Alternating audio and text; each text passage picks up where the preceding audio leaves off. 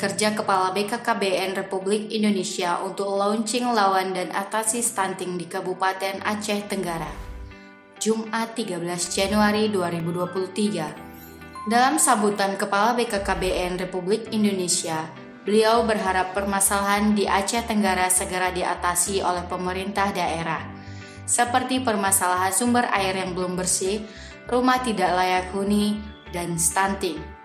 Kota Cane, Aceh Tenggara, tim Diskominfo Agara melaporkan.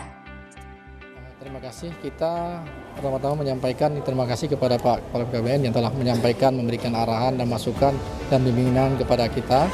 Dan tentu semua langkah upaya yang kita lakukan, apalagi dengan 8 aksi ya, untuk penurunan prevalensi stunting. Nah, termasuk dalamnya kegiatan di dalamnya terlibat OPD terkait, termasuk dalamnya PU. Nah, di PU kita juga ada 8 aksi, termasuk di dalamnya dalam hal terkait dengan penanganan terkait air bersih.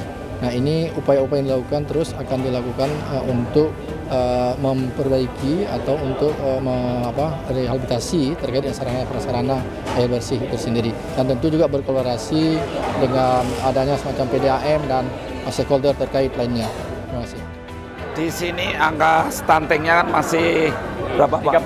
34%, 34,1. Jadi saya berharap dengan kita pastikan ini maka angka stunting itu bisa menuju 14%. Ini penting sekali. Nah, di sini sudah saya terangkan tadi ya, tenaga yang mendampingi keluarga sudah ada 1.000 berapa tadi?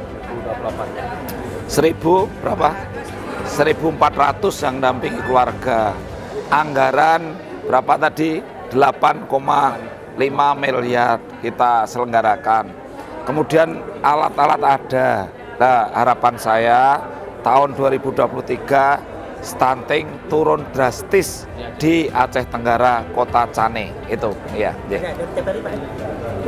Pak, sedikit Pak mengenai kunjungnya dalam rangka apa datang sini? Iya, saya berkunjung di sini dalam rangka untuk percepatan penurunan stunting karena Aceh masih menjadi 7 besar provinsi yang stuntingnya tinggi. Nah, kemudian di Kota Cane masih 33%. Nah, ini tujuannya supaya akhirnya kita bisa konvergen, semua mendukung.